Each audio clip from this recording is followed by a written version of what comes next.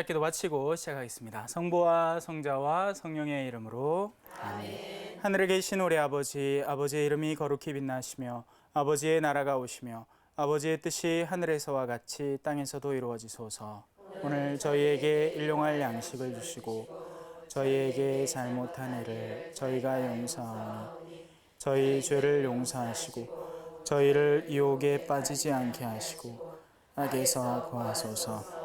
아멘. 성부와 성자와 성령의 이름으로 아멘. 찬미 예수님, 한 주간 잘 보내셨죠? 네. 예, 그러실 줄 알았습니다. 자, 이번에는 요한복음 3장으로 이제 들어갑니다.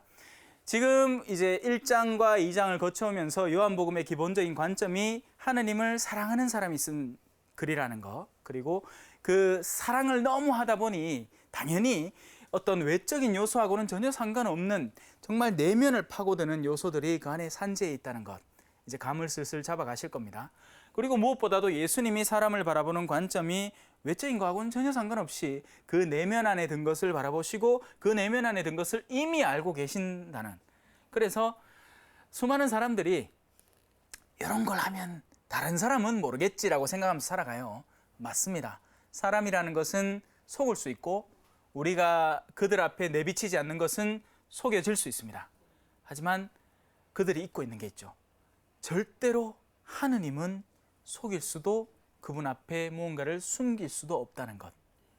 우리가 그것을 올바로 인식해 나갈 때 우리는 그만큼 하느님에 대해서 더 끌어안을 수 있게 되고 참된 신앙생활의 길을 시작할 수 있게 됩니다. 하지만 그 점에서 우리가 동의가 되지 않을 때, 멀어질 때 우리는 인간적인 관점이 나에게 소중해지게 되고 그런 인간적인 요소들을 바탕으로 내 신앙생활을 가꾸어 나가려고 하다 보니까 소위 말하는 가식적이고 위선적인 신앙생활이 그로 인해서 약이 되는 거죠.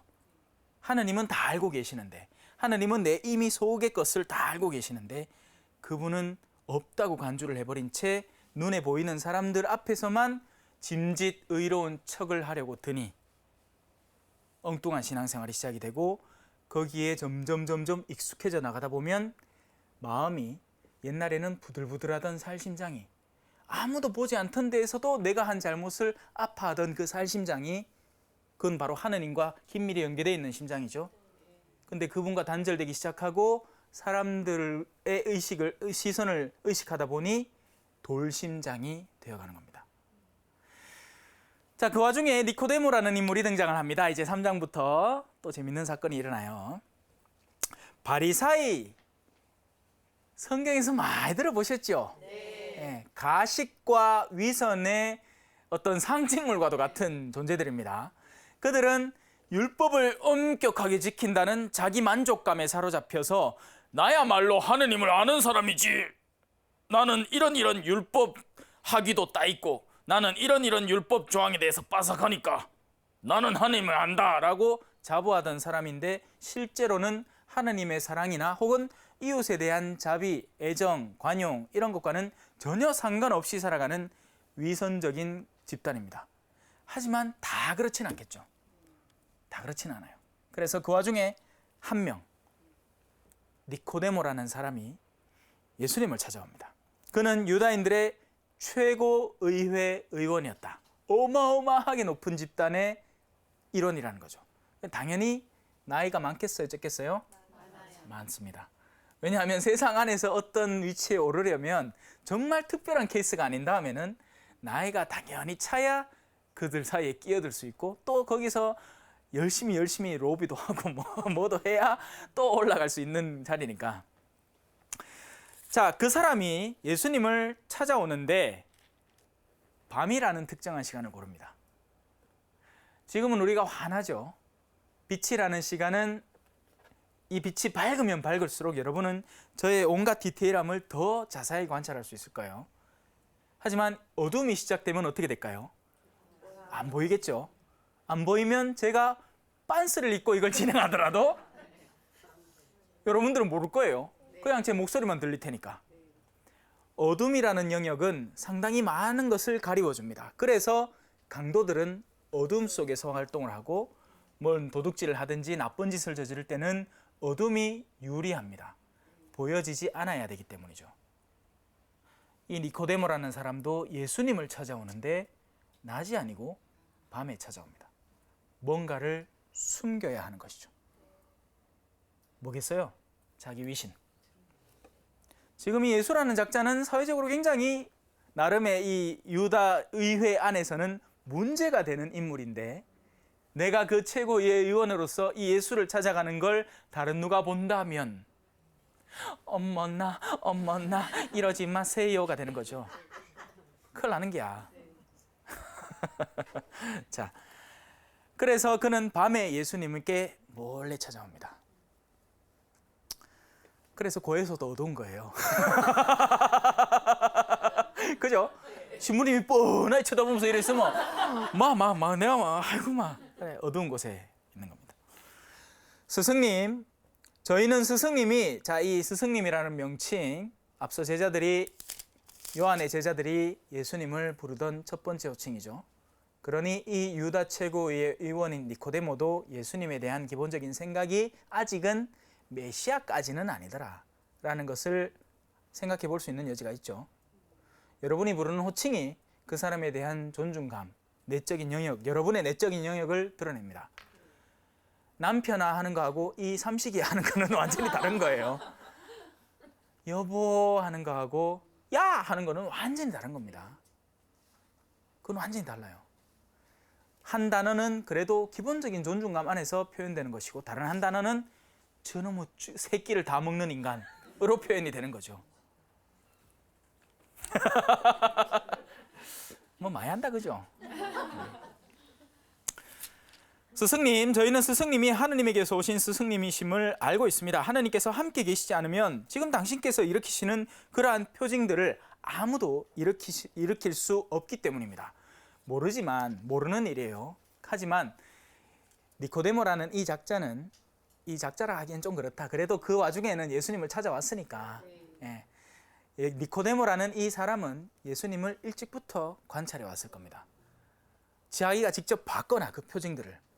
내가 뭐 이런 아픈 사람을 익히 알던 사람인데 어느 날 예수님께 갔다 오더니만 분명히 내가 알던 사람이고 어떤 면모가 아팠는데 그게 회복돼서 돌아왔다든지 하는 그런 체험들을 했겠죠. 사실 그런 표징들이 우리 주변에 많습니다. 참된 신앙을 얻어 만나서 사람이 변한 케이스들, 여러분 주변에 분명히 한 케이스 정도는 있어요. 하지만 문제는 우리가 그런 케이스들을 심각하게 받아들이지 않았다는 거죠. 오히려 다른 케이스들, 뭐 더 신기한 일들, 더 어떤 신앙 안에서 어떻게 내가 드러나거나 화려한 일들을 더 찾았기 때문에 그런 표징들에 대해서 굉장히 무시한 겁니다. 하지만 이 니코데모는 적어도 그런 관점들이 열려 있었고, 그런 면에서 이분에게 뭔가 일어나고 있다는 것을 감지하고 있는 거죠. 하느님께서 함께 계시지 않으면 당신께서 일으키시는 그러한 표징들을 아무도 일으킬 수 없기 때문입니다. 적어도 이 사람은 그 면에 있어서는 솔직합니다. 밤을 찾아오고 아직도 자기네 위신이라는 그런 껍질에 쌓여 있는 존재지만 그래도 그 내면 안에서 양심이 활성화되어 있는 사람인 거죠. 그러자 예수님께서 그에게 이르십니다. 내가 진실로 제가 지난번에 설명했죠. 따볼! 따따볼! 자, 진실로가 따블이고 진실로는 따따블이에요. 자, 너에게 말한다. 잘 들으세요. 예수님께서 이 진실로를 따블로 얘기할 때는 뭔가 인간의 범주 안에서는 쉽게 수용할 수 없는 어떤 영역이지만 수용해내어야만 하는, 우리를 거기로 옮겨야 하는 영역이기 때문이에요. 다른 영역들은 그냥 들으면 순하게 들어져요. 이 책은 놓으면 떨어집니다. 쉽죠?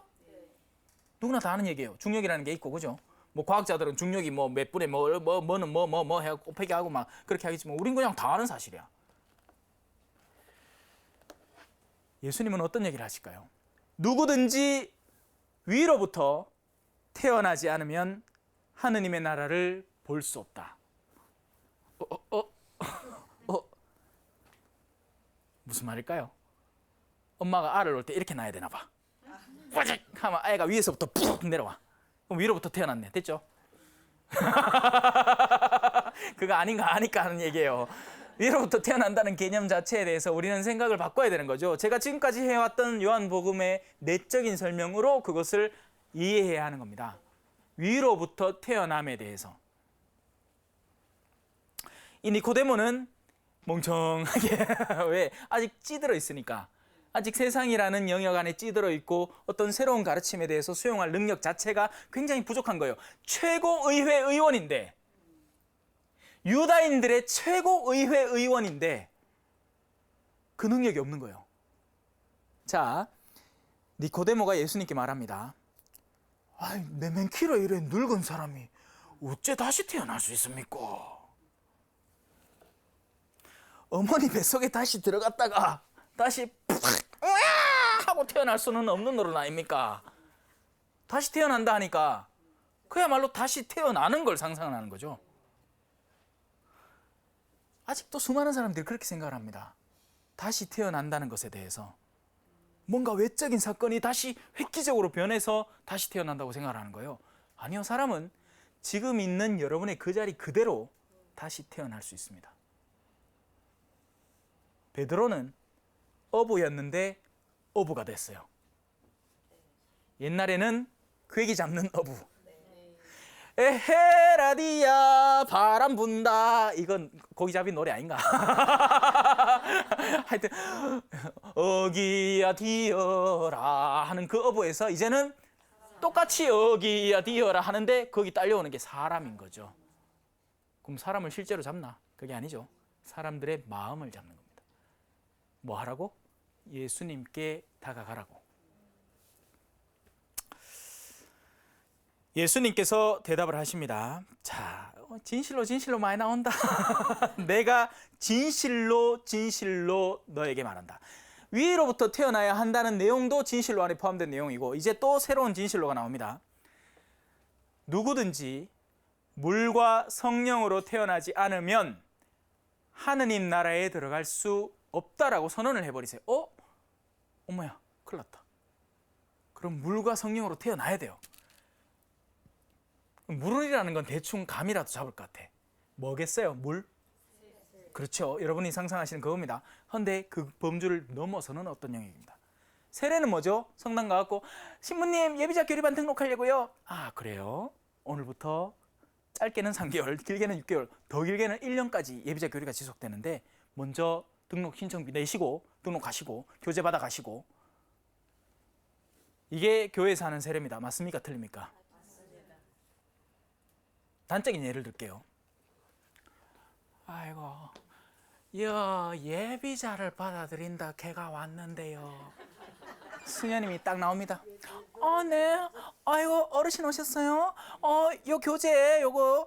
아이고, 수녀님요, 내가 글을 모릅니다. 아이, 뭐라 하시는 거예요 지금? 집에 가세요. 이 사람 교리 어떻게 받아야 됩니까? 이 사람 세례 어떻게 받아야 되나요? 받을 기회가 없는 건가요? 못 받는 겁니까? 받아야죠. 네. 받아야죠. 그런데 우리는 그 방법을 찾고 있습니까? 그들을 수용하려고 하고 있나요? 물론 일선본당에서는 하고 있습니다.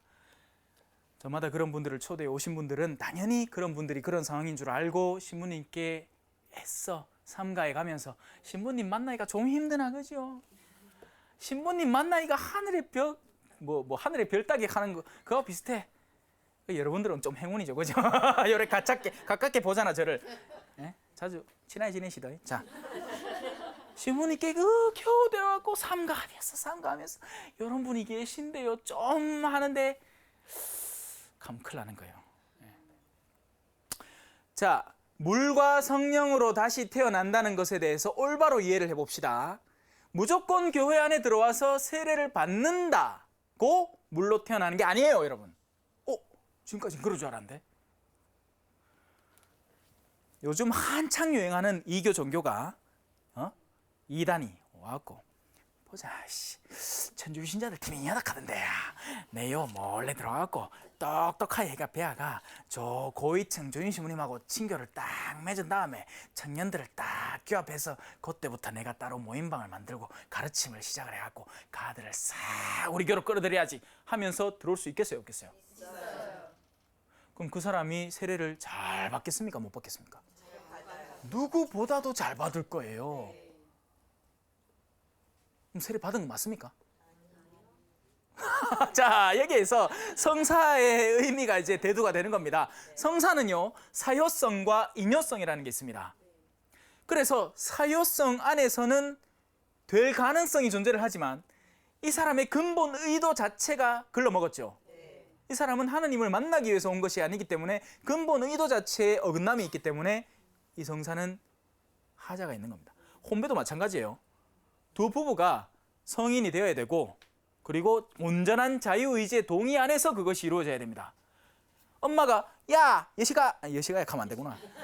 야야 내 딸내미야 니 오늘 자하고 결혼해 하고 억지로 막 강제를 해서 시키잖아요. 그러면 그 혼인은 그 자체로 무효화될 수 있습니다.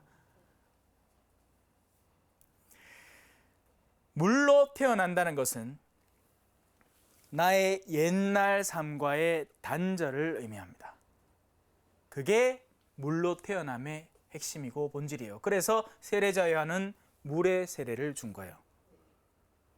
너희가 과거에 저지른 어떤 잘못들을 지금 너희가 체험하는 이 물의 쏟음과 이 물의 잠김을 통해서 옛 존재와의, 옛 삶과의, 옛 인간과의 죽음과 단절을 체험하라는 거죠. 1차적으로 요 중간까지 온 거예요. 그러니까 옛날에는 내가 잘 살고 싶어도 끊임없이 악습의 영향과 악의 영향 속에서 또 하느님에 대한 무지 속에서 끊임없이 반대편을 향해서 끌려가더라는 겁니다. 그러니 거기에 대한 단절, 이 쇠사슬을 끊어줄 필요가 있겠죠. 그게 세례이고 또 세례를 받고 나서라도 우리는 고해성사를 통해서 그 작업을 끊임없이 해낼 수 있습니다. 왜냐하면 인간은 약하니까. 세례를 받고 나서도 또 죄에 끌리는 삶이 반복되니까요. 잘라내야 돼요. 끊임없이 잘라내야 돼요. 내가 뭔가 걸려있다고 싶으면 잘라내야 됩니다. 자꾸. 그러라고 있는 게 고해성사예요. 그런데 사람들이 그렇게 쓰느냐? 그래 안 써. 언제 쓰는데? 판공 때 펴내려고 쓴다. 맞잖아요. 그죠? 그러니 성사를 올바로 쓰는 사람이 잘 없습니다. 그 진정한 단절을 위해 쓰는 사람이 없어요. 자, 물의 세례가 제대로 이루어져야 되겠죠. 1차적으로. 그럼 거기서 끝이냐? 아니라는 거죠. 두 번째 세례가 남아 있습니다. 성령의 세례인 거죠. 성령은 세례를 받으면 어떻게 될까요? 여러분들이 지난주에 수업 마치고 나서 세례 받은 그러니까 샤워한 느낌이에요 라는 게 들잖아요. 어떤 샤워를 어떻게 했을까요? 의지의 샤워를 하신 겁니다. 의지가 제가 가르친 내용을 들으면서 그렇게 가능하겠구나. 아이고 그렇게도 해볼 수 있겠구나 하고 전에는 생기지 않았던 의지, 전에는 의기소침하고 아이고 내 남편 진짜 싫어, 미워, 이런 마음들이 아이고 그래도 한번 해보면 될란가 이렇게 바뀌었다는 거죠.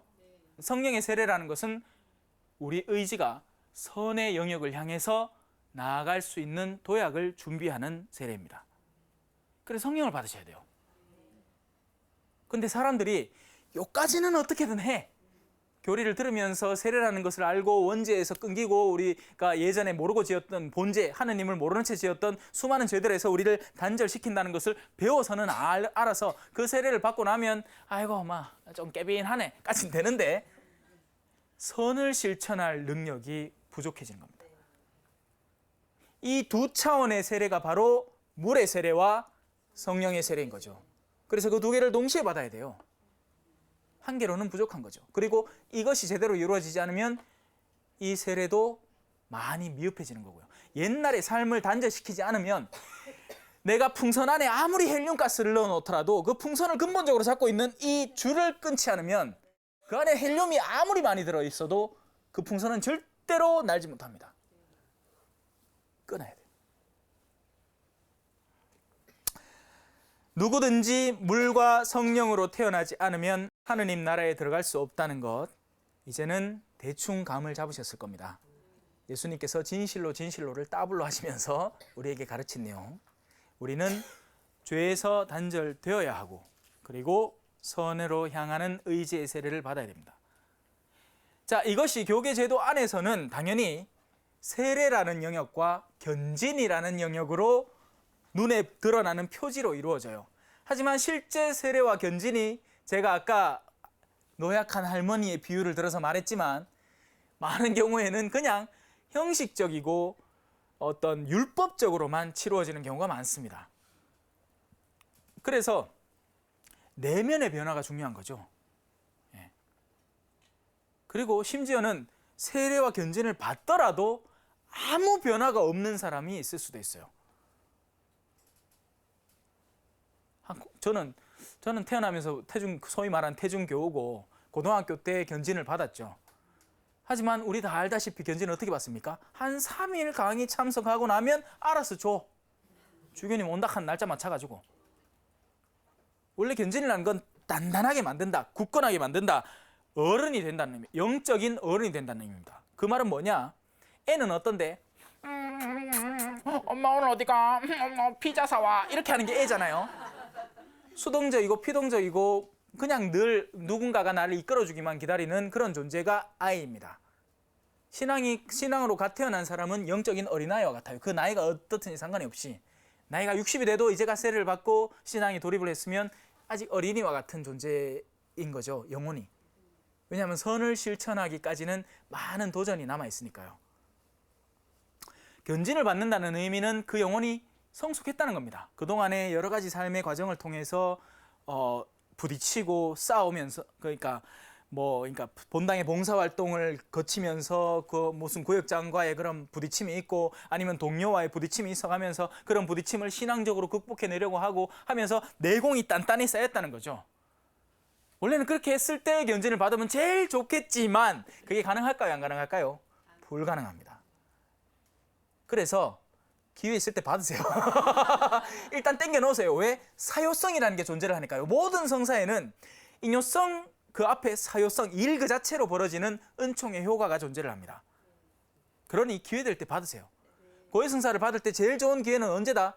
신부님 보면 보세요. 아마야 내 오늘 못 보겠다. 아직 준비가 안 돼 심덕합니다. 그럼 그 준비 언제 다 하려고요?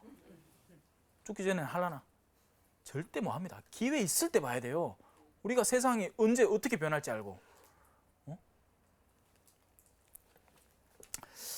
자, 그래서 우리는 물과 성령으로 새로 태어나야 하느님 나라에 들어간다는 이야기죠.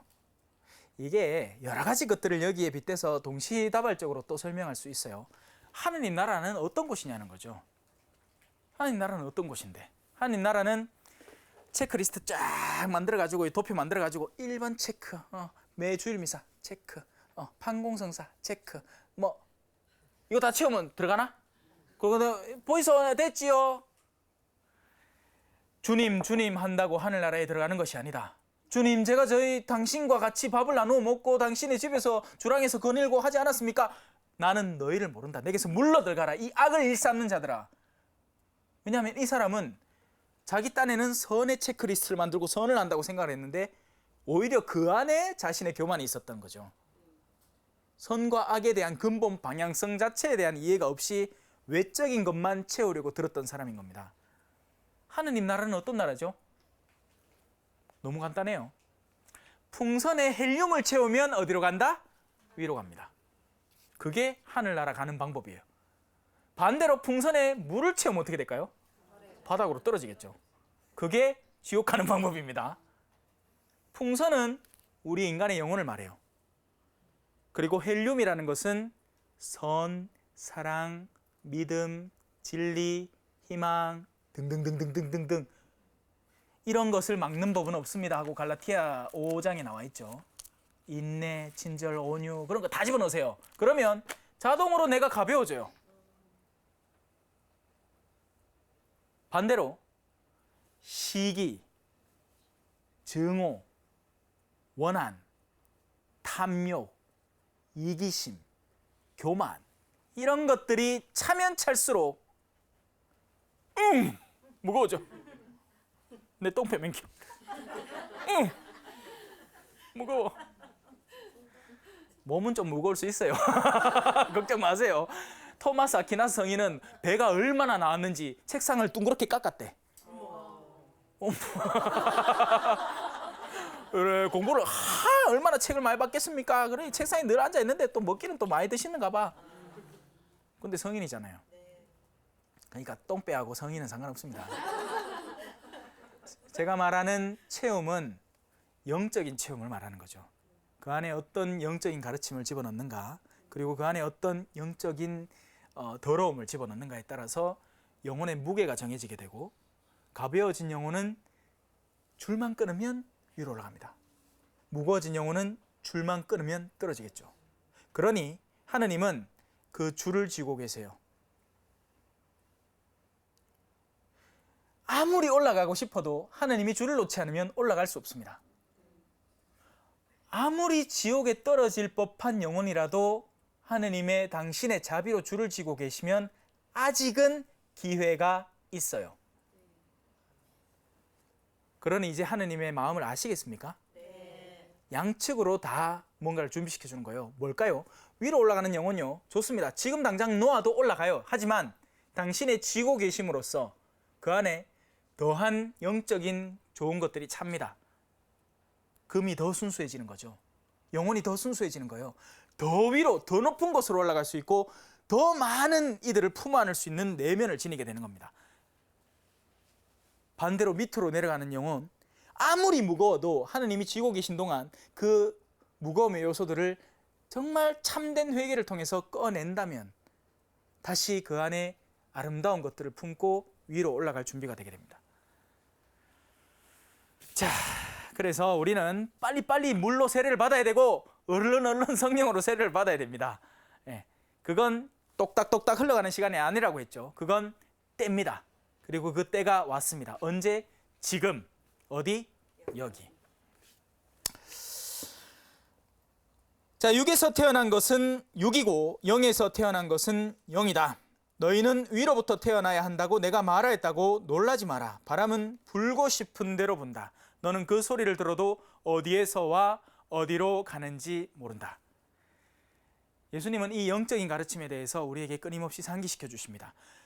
자, 제가 아까 지난주 시간에 말씀을 드렸듯이 육에서 태어난 것은 육이고 영에서 태어난 것은 영이라고 해서 육이라는 건 쓸모없다가 아니에요. 이 영이라는 것이 사랑을 실천하기 위해서는 뭐가 필요할까요? 육이라는 것이 필요가 됩니다. 그냥 영적인 순수한 플라톤적인 사랑은 가능은 하지만 힘은 없어요. 그래서 여러분들은 육이 여전히 생생히 살아있는 동안 그 육을 통해서 할 수 있는 사랑의 실천을 함으로써 영을 더욱더 활성화시킬 수 있게 됩니다. 그래서 본당에서 하는 봉사가 그냥 하는 게 아니에요. 여러분들이 육을 통해서 그 고난을 겪고 견뎌냄으로써 여러분의 영은 연옥 가서 1000년 동안 지낼 걸 3시간 만에 끝내봅니다. 근데 그런 관념이 요즘 사람들에게는 없지. 옛날 어르신들은 자연스러운 그런 관념이 있었어요. 한마야 내 보석하는 거 아이가 하면서 합니다. 근데 요즘 젊은 사람들은 똑똑해졌어요. 시간 계산 딱딱하고 여기까지는 가능하지만 그 다음부터는 절대 안 됩니다 신부님 이렇게 합니다. 그러니까 보석이라는 개념, 내가 여기에서 무언가를 이루어서 영원 안에서 무언가를 쌓는다는 개념 자체가 형성이 안 되어 있다는 거죠. 그게 세상적으로는 똑똑함이에요. 그래서 그들이 바라보는 어르신들의 삶은 뭐 저렇게 멍청하게 살아? 요즘 똑똑한 커리우먼들은 저렇게 안 살아? 하고 싶은 거 다 하고, 나도 애인 만들고 싶으면 애인 만들고 하고 싶은 대로 하람. 그리고 책임도 지가 지람. 수많은 영혼들을 저는 목도하고 있습니다. 일찍부터 변화될 수 있었던 영혼인데 자기가 가고 싶은 길을 끝까지 걷겠다고 고집을 피워서 나중에 더러워진 영혼을 들고 다시 여기 찾아와요. 때가 늦어도 많이 늦습니다. 하지만 아직까지 그가 숨쉬고 살아있다면 기회는 있는 거죠. 저는 도우려고 노력은 하지만 그게 앞서서 치러졌더라면, 누군가가 아주 작은 조언만 던져줬더라면, 얘야 세상 그렇게 사는 게 아니란다, 아주 그 아이가 어릴 때부터 하느님에 대해서 배워 알았더라면 하는 안타까움은 있어요. 하지만 늦은 일이죠. 그 똑똑하다는 부모들이 아마 우리 아는 나중에 나이 20되면 지가 종교 알아서 선택할 게예요. 지금은 그냥 놔둬 있어. 아이고 별것까 신경을 쓴다. 놔두람. 그 아이가 나중에 돈만 알고 모든 가치를 돈으로 재단하기 시작해서 심지어는 부모마저도 나에게 유익한 거 아닌가를 따져서 가톨릭 교리는 4계명이 5계명 앞에 있습니다. 5계명 뭔지 아세요? 살인하지 말라요. 4계명이 뭔지 아십니까? 부모에게 효도하랍니다. 10계명은 중요도 순서대로 당연히 놓여 있죠. 한 분이신 하나님을 섬기라부터 시작해서 부모에게 효도하는 게 사람을 죽이는 것보다 더 우선이에요. 근데 요즘 누가 그렇게 생각합니까? 그저 돈이나 좀 보내면 됐지. 그 영감쟁이들이 뭐 한다고. 실제 필요한 건 사랑입니다, 여러분.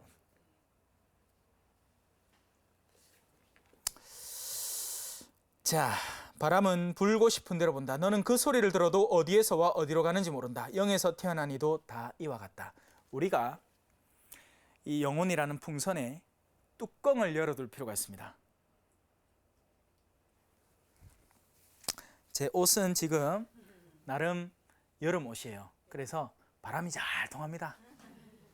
근데 여기 제가 오늘 밥 먹다가 뭘 쭉 흘렸어. 캐러멜 먹다가 캐러멜 뚝 떨어뜨렸어.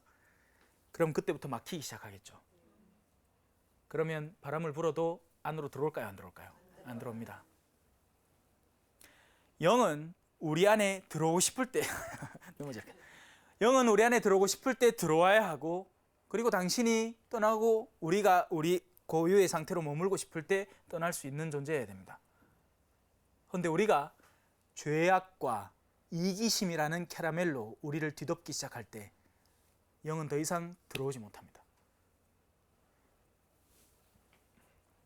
그래서 여러분은 영이 순히 들어올 수 있는, 근데 아무 영이나 막 들어오면 또 안 되겠죠. 당연히 그래서 악습에서는 멀어져야 돼요. 여러분이 깨끗한 옷을 입고 먹물이 가득한 수영장에서 놀면서 아이고 나는 옷 안 더럽힐래 한다면 멍청한 아이겠죠. 그건 제 가지를 말아야지. 여러분은 죄를 쉽게 지을 수 있는 환경에서 벗어나셔야 돼요. 가능하다면. 그리고 더 깨끗한 것을 향해서 내면을 열어놓으셔야 됩니다. 그래야 영이 들어와서 나를 통해서 당신 일을 시작하세요. 그전에는 여러분들이 하는 생각이 일을 합니다. 그리고 우리가 하는 생각은 많은 경우에 어리석음 안에서 이루어지는 일이에요. 여러분, 사람이 제일 똑똑할 때가 언제인지 아세요? 제일 증오에 사로잡혔을 때 제일 똑똑해져요. 왜? 상대를 공략할 방법을, 최선의 방법을 찾아야 되거든. 사람이 증오에 사로잡힐 때 제일 영리해집니다. 그래서 세속적인 영리함과 지혜는 전혀 다른 거예요. 지혜는 그래서 멍청해 보여요.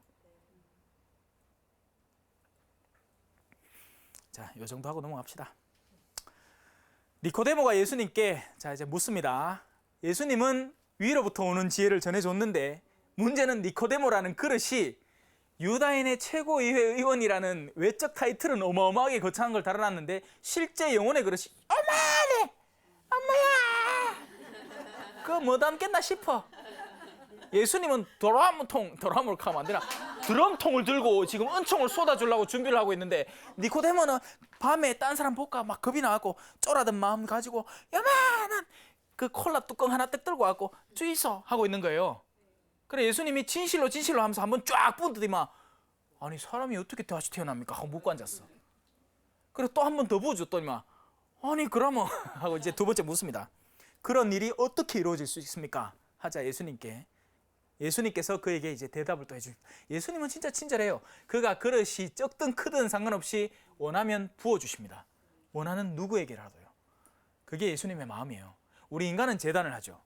요거 되겠다 싶으면 하고 안 되겠다 싶으면 마치 아프라 하고 물러나 봅니다. 하지만 바오로 사도가 얘기한 것처럼 상황이 좋든 나쁘든 복음은 전해져야 됩니다, 여러분.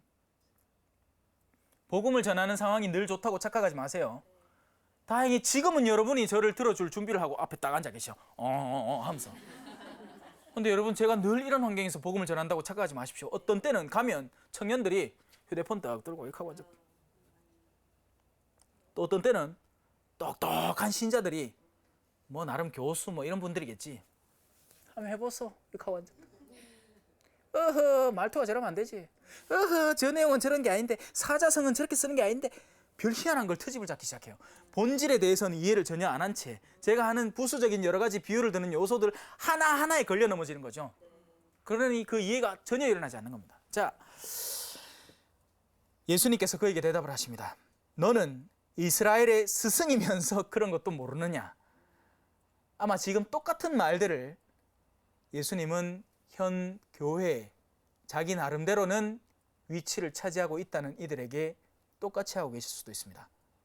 너는 구역장이면서 그걸 모르느냐? 너는 레지오 단장이면서 그걸 모르느냐? 너는 예비 신자들 교리교사면서 그걸 모르느냐? 너는 주일학교 선생님이면서 그걸 모르느냐? 너는 사제면서 그걸 모르느냐? 너는 수도자면서 그걸 모르느냐? 다 적용될 수 있는 말인 거죠. 뭘 알아야 될까요? 우리가 가르치려는 교리의 본질과 핵심 말입니다. 하느님을 사랑하고 이웃을 사랑하는 거예요. 근데 그 사랑 없이 저마다 전부 다 자기의 똑똑함 속에서 일을 합니다. 그러니 예수님이 속이 답답하겠죠. 너는 그것을 모르느냐? 내가 진실로 진실로 너에게 말한다. 우리는 우리가 아는 것을 말하고 본 것을 증언한다. 자, 여기에서 또 질문이 들어갑니다. 무엇을 알고 무엇을 보셨을까요? 앞서 얘기했죠. 앞서 나타나엘을 부를 때 내가 진실로 진실로 너에게 말한다. 너희는 하늘이 열리고 하느님의 천사들이 사람의 아들 위에서 오르내리는 것을 보게 될 것이다. 예수님은 그걸 직접 보고 계시는 거예요, 지금. 다만 우리 눈에 보이지 않는 것뿐이죠. 또 예수님은 사람의 마음속에 든 것을 보고 계세요. 근데 우리가 본다라고 할 때 우리는 이것만 떠올립니다. 이 눈. 하지만 이 눈이 없는 장님은 사물들을 어떻게 볼 수 있을까요? 촉각으로 보고 귀로 봅니다. 귀와 촉각이 없는 이는 주변을 어떻게 인식할까요? 누군가가 나에게 와서 따스히 안아주겠죠. 그 사랑을 체험합니다. 영혼으로도 볼 수 있어요. 여러분은 영혼으로 보셔야 돼요. 내 주변 사람들의 영혼이 나에게 어떤 것을 전해주는가를 보셔야 됩니다. 외적으로 아무리 따스한 말을 전하는 사람이라도 제빌 수 있잖아. 사모님, 오늘 나와 함께 아름다운 밤을 보내죠. 듣기에는 굉장히 달콤해 보이고 그의 외모는 화려합니다. 머리는 바닥 새았지, 얼굴은 번지르르하게 갖고 멀끔하게 생겼지, 키는 훤칠하지, 껍데기는 멀끔한데 속이 썩어 문드러진 거예요. 그걸 봐야죠. 예수님은 당신이 보신 것에 대해서 이야기를 합니다. 무엇을 보셨을까요? 하느님의 사랑을 보셨습니다. 그리고 요한복음 저자는 그걸 보고 적고 있는 거고요.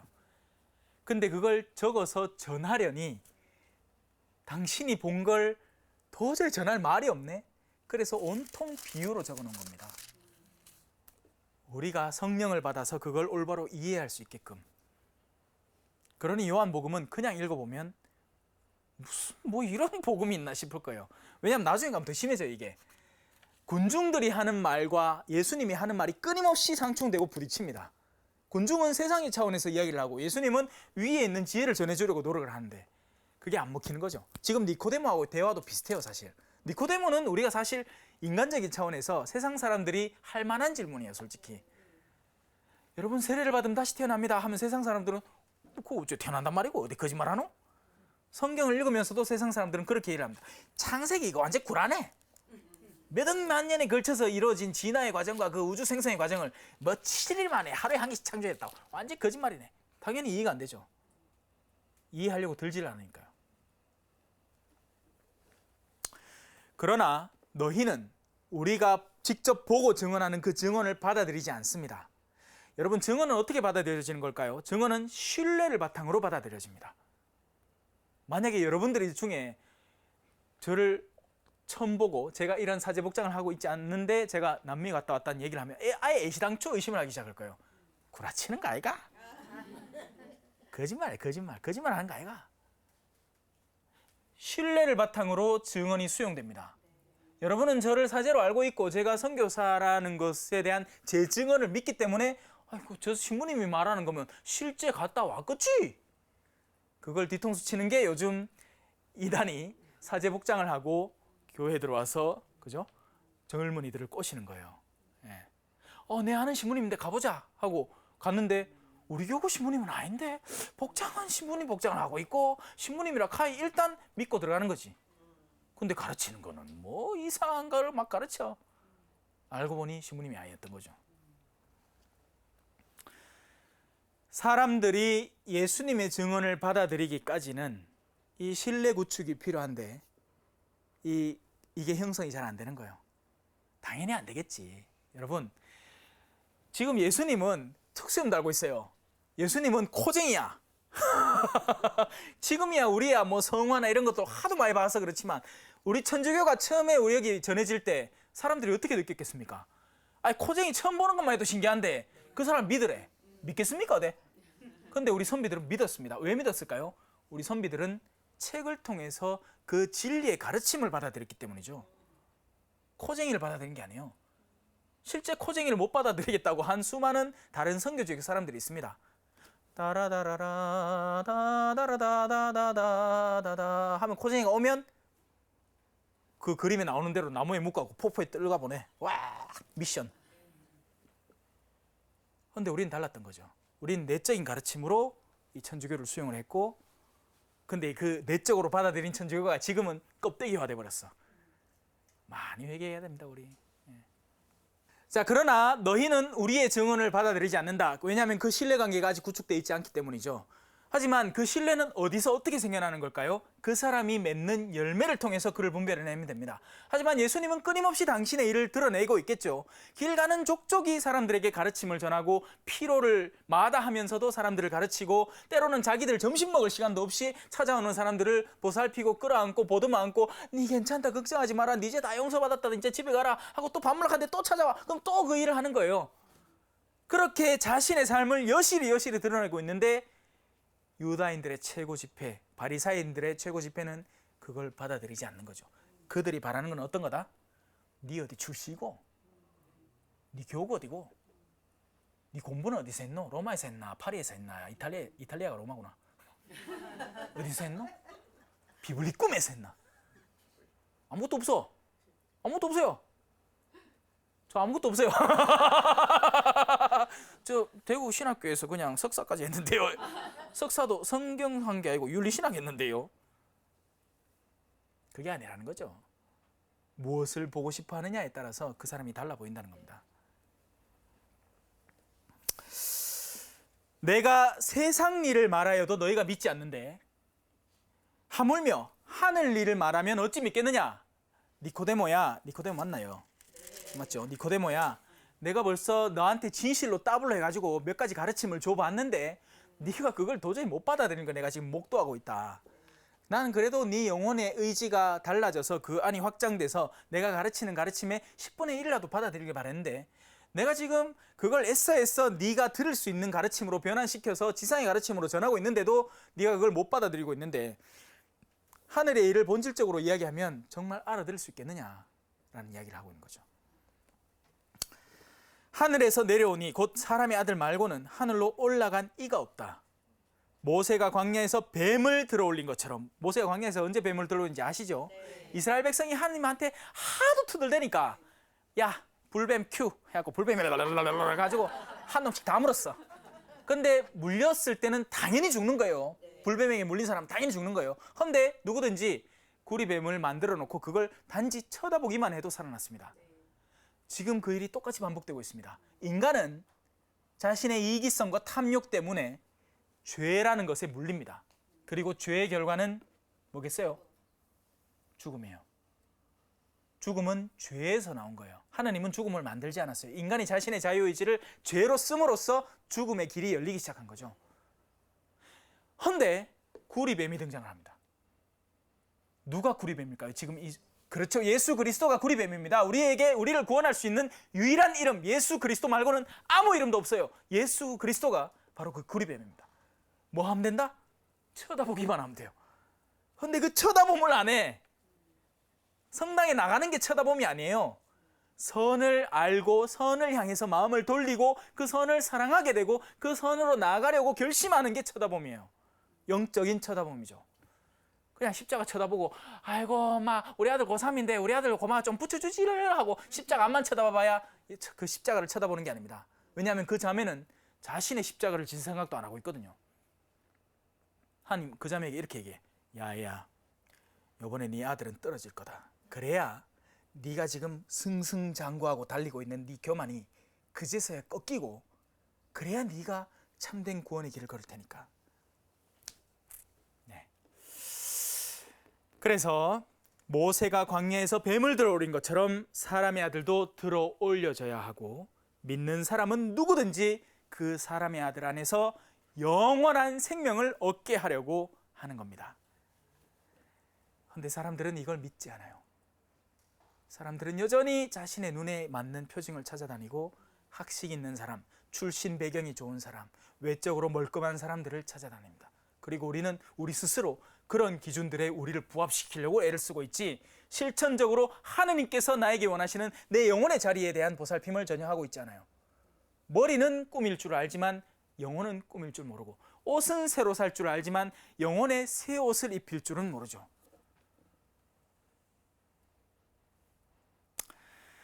네, 여기까지 하도록 하겠습니다. 오늘 수업 들어주셔서 너무 고맙고요. 또 다음 시간 기대해 주세요. 네, 마친 기도 마치고 끝낼게요. 성부와 성자와 성령의 이름으로 아멘. 영광이 성부와 성자와 성령께 처음과 같이 이제와 항상 영원히 아멘. 성부와 성자와 성령의 이름으로 아멘. 감사합니다.